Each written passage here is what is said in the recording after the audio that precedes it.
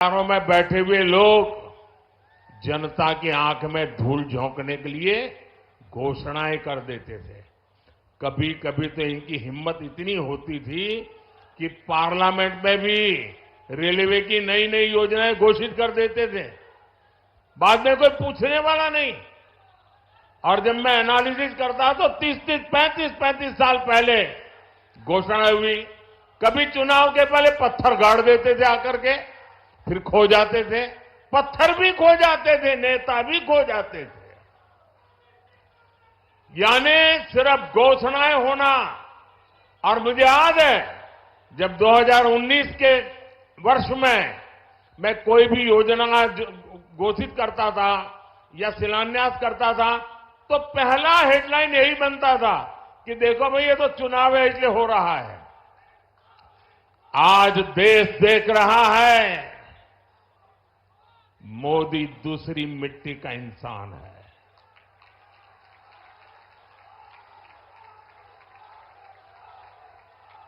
उन्नीस में भी जो हमने शिलान्यास किए वो चुनाव के लिए नहीं किए थे। आज उसको धरातल पर उतरते हुए देख सकते हैं, उद्घाटन कर चुके हैं। और आज 24 में भी कोई मेहरबानी करके इसको चुनाव के चश्मों से न देखें। ये विकास की मेरी अनंत यात्रा का अभियान है और मैं 2047 तक देश को विकसित भारत बनाने के संकल्प के लिए तेज गति से दौड़ रहा हूं, तेज गति से देश को दौड़ा रहा हूं। दोस्तों,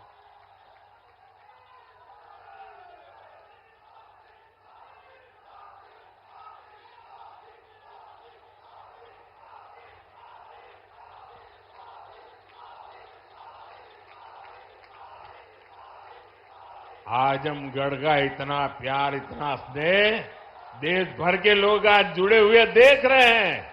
आपका ये उत्साह देख रहे हैं और मैं देख रहा हूं पीछे जितने लोग अंदर पंडाल में हैं उससे ज्यादा धूप में तप रहे हैं। भैया ये प्यार अद्भुत है।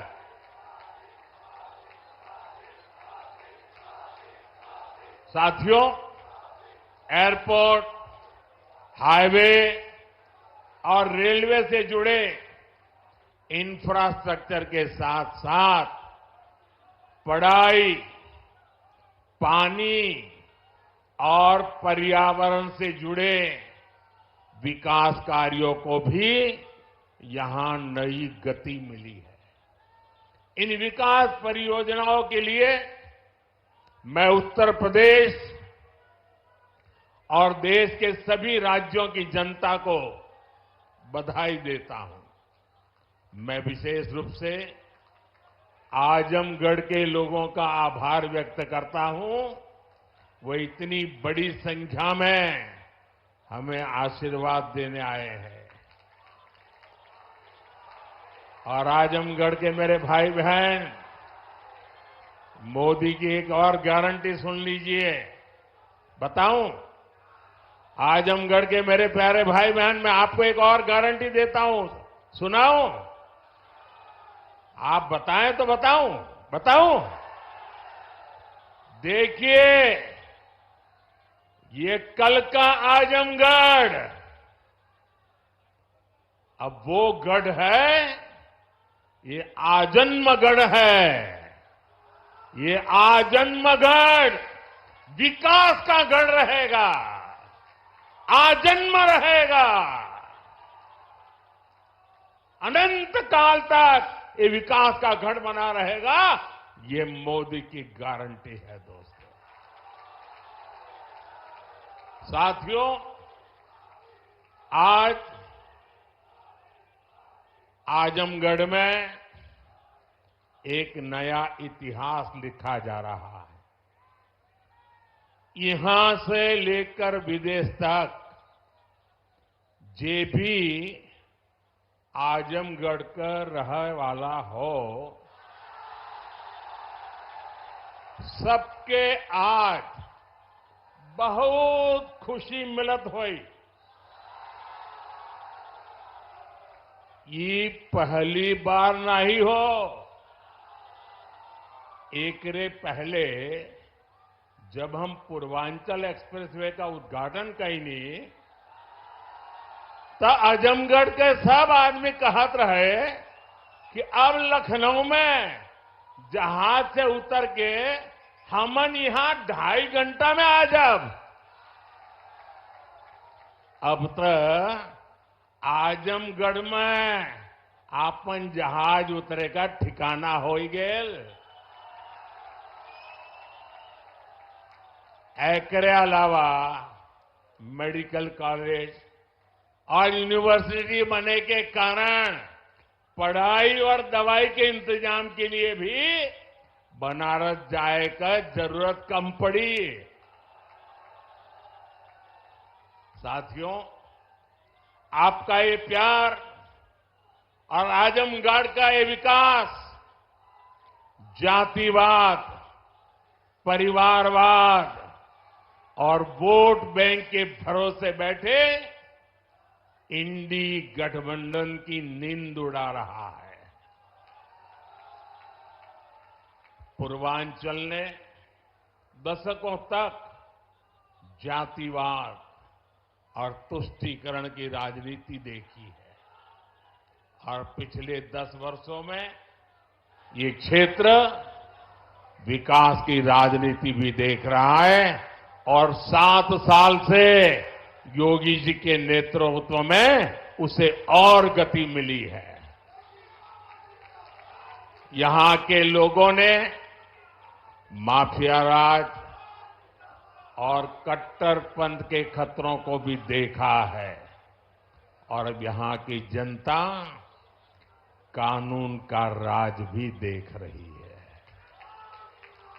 आज यूपी में अलीगढ़, मुरादाबाद, चित्रकूट और श्रावस्ती में जैसे जिन शहरों को नए एयरपोर्ट टर्मिनल्स मिले हैं उन्हें कभी यूपी का छोटा और पिछड़ा शहर कहा जाता था।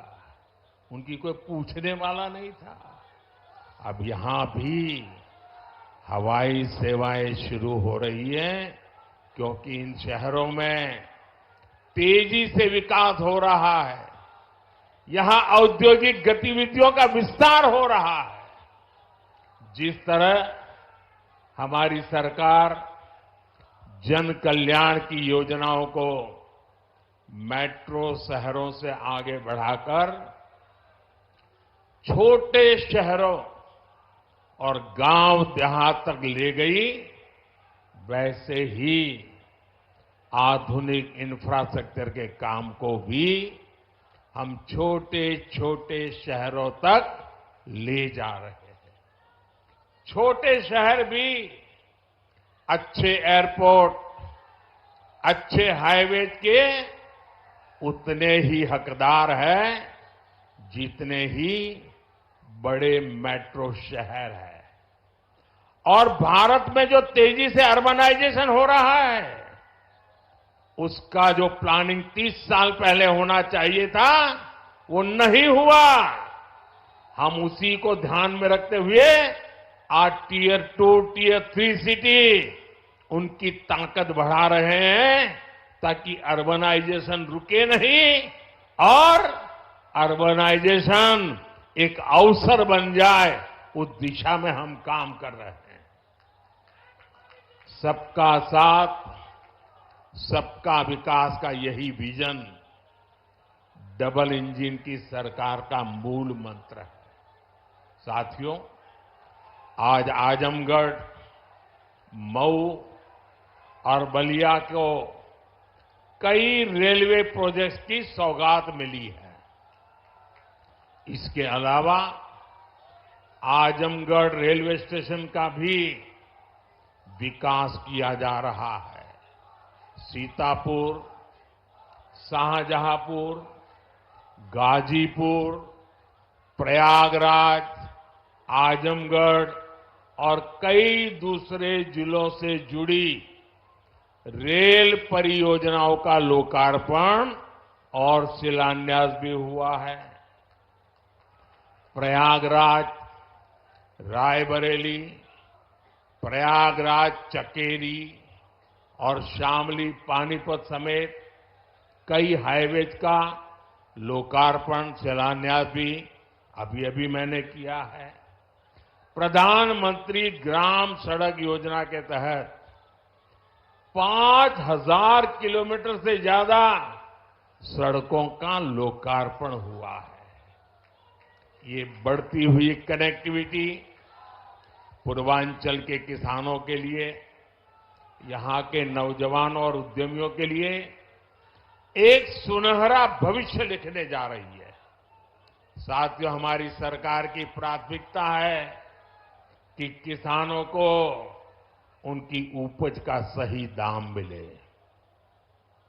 आज पहले की तुलना में कई गुना बढ़ी हुई एमएसपी दी जा रही है। गन्ना किसानों के लिए भी इस साल लाभकारी मूल्य में 8% की वृद्धि की गई है। अब गन्ने का लाभकारी मूल्य 315 रुपये से बढ़कर 340 रुपये प्रति क्विंटल हो गया है। आजमगढ़ तो गन्ना बेल्ट में गिना जाता है। आप लोगों को याद है ना कि कैसे इसी उत्तर प्रदेश में जो सरकार चलाते थे ना, वो गन्ना किसानों को कैसे तरसाते थे, कैसे रुलाते थे। उनका पैसा ही तरसा तरसा कर दिया जाता था और कभी कभी तो मिलता भी नहीं था। ये भाजपा की सरकार है जिसने गन्ना किसानों का हजारों करोड़ का बकाया खत्म कराया है। आज गन्ना किसानों को सही समय पर गन्ने का मूल्य मिल रहा है। गन्ना किसानों की मदद के लिए सरकार ने और भी नए क्षेत्रों पर बल दिया है। पेट्रोल में मिलाने के लिए गन्ने से इथेनॉल बनाया जा रहा है। खेत में जो पराली है उससे बायोगैस बन रही है। इसी यूपी ने चीनी मिलों को कोड़ियों के दाम बिकते और बंद होते देखा है। अब चीनी मिलें भी शुरू हो रही हैं और गन्ना किसानों का भाग्य भी बदल रहा है। केंद्र सरकार जो पीएम किसान सम्मान निधि दे रही है, उसका लाभ भी यहां के किसानों को मिला है। अकेले आजमगढ़ के ही करीब 8 लाख किसानों को पीएम किसान सम्मान निधि के 2000 करोड़ रुपए मिले हैं। साथियों, इतने बड़े स्तर पर विकास की इतनी तेज रफ्तार तभी मुमकिन होती है जब सरकार सही नियत और ईमानदारी से काम करती है। भ्रष्टाचार में डूबी परिवारवादी सरकारों में इतने बड़े पैमाने पर विकास कार्य असंभव था। पिछली सरकारों में आजमगढ़ और पूर्वांचल ने पिछड़ेपन की तकलीफ ही नहीं उठाई, बल्कि उस दौर में यहां की छवि खराब करने में भी कोई कमी नहीं छोड़ी गई। और योगी जी ने अभी बहुत बढ़िया वर्णन किया है, इसमें मैं रिपीट नहीं कर रहा हूं। जिस तरह पहले की सरकारों में यहां आतंक को, बाहुबल को संरक्षण दिया गया, वो पूरे देश ने देखा है। इस परिस्थिति को बदलने के लिए यहां के युवाओं को नए अवसर देने के लिए भी डबल इंजन सरकार लगातार काम कर रही है। हमारी सरकार में यहां युवाओं के लिए महाराजा सुहेलदेव राज्य विश्वविद्यालय की नींव रखी गई, उसका शुभारंभ भी किया गया। आजमगढ़ मंडल के हमारे युवाओं को लंबे समय से शिक्षा से लिए बनारस, गोरखपुर या प्रयागराज जाना पड़ता था। बच्चों को दूसरे शहर पढ़ने के लिए भेजने पर मां बाप पर जो आर्थिक बोझ पड़ता है वो भी मैं समझता हूं। अब आजमगढ़ का ये विश्वविद्यालय हमारे युवाओं के लिए उच्च शिक्षा के रास्ते को आसान करेगा। आजमगढ़, महू, गाजीपुर और इसके आसपास के कई जिलों के बच्चे इस यूनिवर्सिटी से शिक्षा ग्रहण करने आ सकेंगे। आप लोग बताइए, ई यूनिवर्सिटी बन जाए से आजमगढ़, मऊ वालन के फायदा होई के ना? होई के ना? साथियों, उत्तर प्रदेश देश की राजनीति भी तय करता है और उत्तर प्रदेश देश का विकास भी दिशा तय कर रहा है। यूपी में जब से डबल इंजन सरकार आई है, यूपी की तस्वीर और तकदीर दोनों बदले हैं। आज उत्तर प्रदेश केंद्रीय योजनाओं को लागू करने में सबसे अच्छा प्रदर्शन करने वाला राज्यों में है। इसलिए मैं नहीं कह रहा हूं कि मैं उत्तर प्रदेश का सांसद हूं। आंकड़े बोल रहे हैं, हकीकत बता रही है कि आज उत्तर प्रदेश अग्रिम पंक्ति में आके खड़ा हो गया है। बीते वर्षों में डबल इंजन की सरकार ने उत्तर प्रदेश में लाखों करोड़ रुपए के विकास कार्य कराए हैं। इससे न सिर्फ यूपी का इंफ्रास्ट्रक्चर बदला है, बल्कि युवाओं के लिए लाखों नए अवसर बने हैं। आज यूपी की पहचान रिकॉर्ड मात्रा में आ रहे निवेश से हो रही है। आज यूपी की पहचान ग्राउंड ब्रेकिंग सेरेमनी से हो रही है। आज यूपी की पहचान एक्सप्रेसवे के नेटवर्क और हाईवे से हो रही है। यूपी की चर्चा अब बेहतरीन कानून व्यवस्था को लेकर हो जाती है। अयोध्या में भव्य राम मंदिर का जो सदियों पुराना इंतजार था, वो भी पूरा हो गया है। अयोध्या, बनारस, मथुरा और कुशीनगर के विकास के इससे यूपी में पर्यटन भी बहुत तेजी से बढ़ा है। उसका लाभ पूरे राज्य को मिल रहा है और यही गारंटी 10 साल पहले मोदी ने दी थी। आज आपके आशीर्वाद से वो गारंटी पूरी हो रही है। साथियों, उत्तर प्रदेश जैसे जैसे विकास की बुलंदियों को छू रहा है, तुष्टीकरण का जहर भी कमजोर पड़ रहा है। पिछले चुनाव में आजमगढ़ की जनता ने भी दिखा दिया कि परिवार के लोग जहां अपना गढ़ समझते थे, वो दिनेश जैसा एक नौजवान उसे ढहा देता है। इसलिए परिवारवादी लोग इतने बौखलाए हुए हैं, आए दिन मोदी को लगातार गाली दे रहे हैं। ये लोग कह रहे हैं कि मोदी का अपना परिवार नहीं है। ये लोग भूल जाते हैं कि मोदी का परिवार देश की 140 करोड़ की जनता, ये मोदी का परिवार है। और इसलिए आज हिंदुस्तान के हर कोने से आवाज हो रही है, हर कोई कह रहा है, मैं हूं, मैं हूं, मैं हूं, मैं हूं। इस बार भी यूपी की पूरी सफाई में आजमगढ़ को पीछे नहीं रहना है। और मैं ये जानता हूं, मैं ये अच्छी तरह जानता हूं कि आजमगढ़ जोन चा जाला ऊ कर लेवला।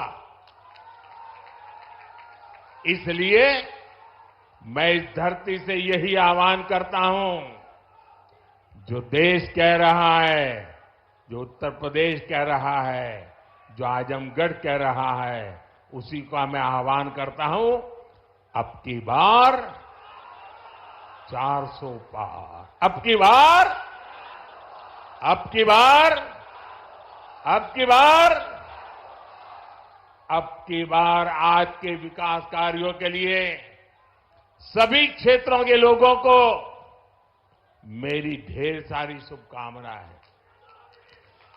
इतने सारे विकास कार्य आजमगढ़ के इतिहास की पहली घटना है। ये विकास का उत्सव है। मैं आप लोगों से एक आग्रह करता हूं, मेरी बात मानोगे? सब लोग जरा पूरे आवाज से बताइए तो मैं बताऊं। मेरी बात मानोगे? करोगे? अच्छा, ऐसा करते हैं, पहले अपना मोबाइल फोन बाहर निकालिए। मोबाइल फोन बाहर निकाल करके उसकी फ्लैश लाइट चालू कीजिए। सबके सब अपने मोबाइल की फ्लैश लाइट चालू करें। इधर मंच वाले भी करें अगर मोबाइल फोन रखते हैं तो। सबके सब अपने मोबाइल फोन की फ्लैश लाइट चालू कीजिए। देखिए, ये विकास का उत्सव है। ये है विकास का उत्सव। ये है विकसित भारत का संकल्प। ये है विकसित आजमगढ़ के विकास का संकल्प। मेरे साथ बोलिए, भारत माता की, भारत माता की।